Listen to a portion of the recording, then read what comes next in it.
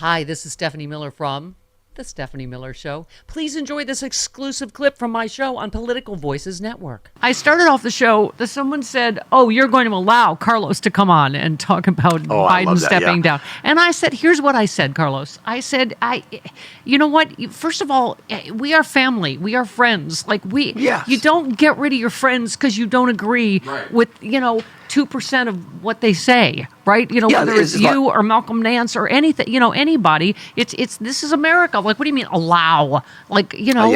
We keep it civil. We kept it civil. Obviously you would allow George Clooney, Stephen Colbert, Rob Reiner.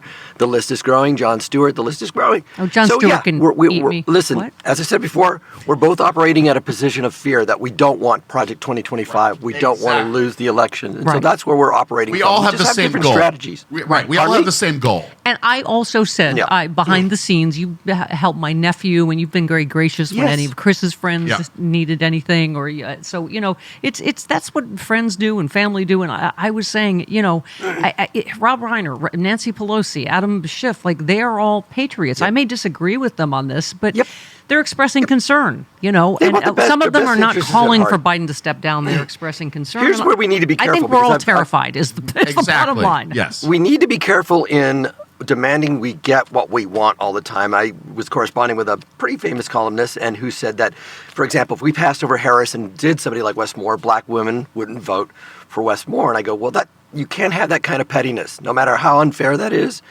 You have to be all in no matter what. And so, all right, now we're going to get in a fight. If you're going to start with this Wes Moore, we have a sitting vice president. Do you understand the rage women will feel if you go, not her? But here's what I'm saying. Unlikable. We're not talking about the way things should be in life. We're talking about the way things are. And unfortunately, outside the bubble, and I speak to I have some news for you. If Biden steps down, guess who's president? Kamala Harris. And she gets to choose her vice president. But there are some likability problems outside our bubble, and it's something to look about. Again, you're not wanting to have the discussion. You're wanting to do You're hearing that you have to understand. Jody, help me up here. Help me out here. We women are hearing the same things everybody said about Hillary Clinton. Don't let her laugh. Oh, she's not likable. She lost. She won the popular vote. No. Was it fair? No. But she lost. All right. So again, things to think about and discuss. Why? Why is Wes Moore your binky? He has zero name recognition. I think he has less. He has less for MAGA to jump on. No. There's nothing that MAGA can really jump on. Chris is giving me the lower the volume thing. He's giving me this. No, that's okay. This is an emotional discussion, and this is why we have these things. But yes, I am in lockstep with whomever. Yes. It's blue no matter who. So whomever the nominee is, I am down for voting for. Biden, Let's Jimmy talk Carter, yes. Harris, whoever the nominee is. Taylor Absolutely. Swift. Taylor Let's Swift. talk about our common enemy, the media. I loved what Joy Reid said. She slammed the New York Times for its laser-focused reporting on President Biden's fitness for office, with no focus on the fact that Trump has been showing signs of cognitive decline for years. And she was saying the majority is still publicly standing by Biden and the president's insistence that it's time to put Trump in the bullseye.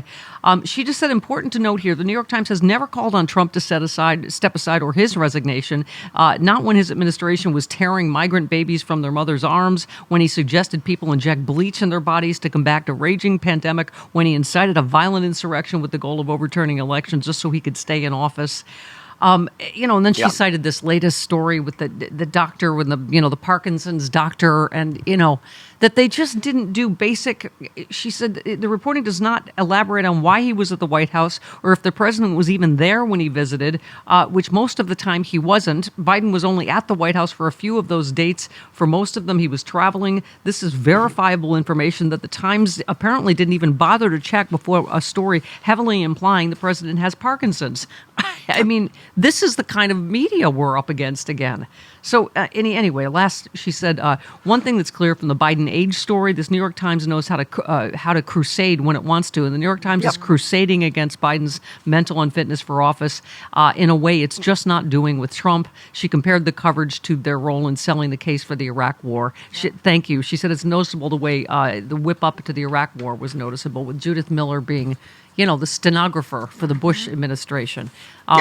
I mean, that's I'm just feeling a lot of pushback, at least from our listeners, Carlos, that, and it's funny, Nicole Wallace even noted, she's like, our viewers hate this.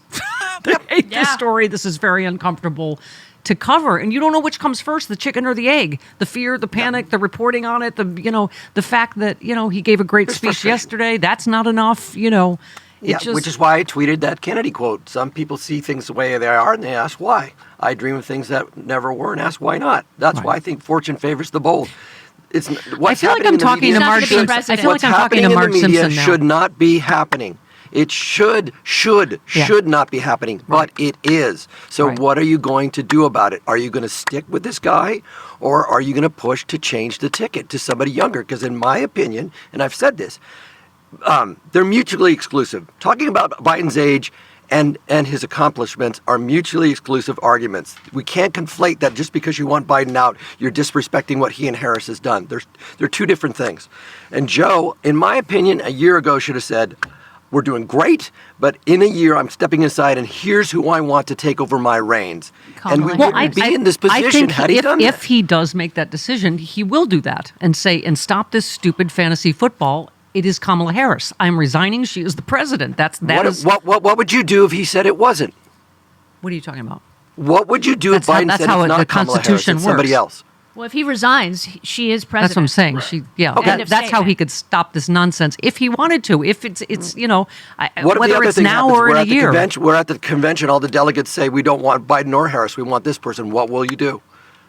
That seems like a fantastic recipe. But that's a hypothetical that's probably super rare and not going to happen. But of course you would vote for that nominee.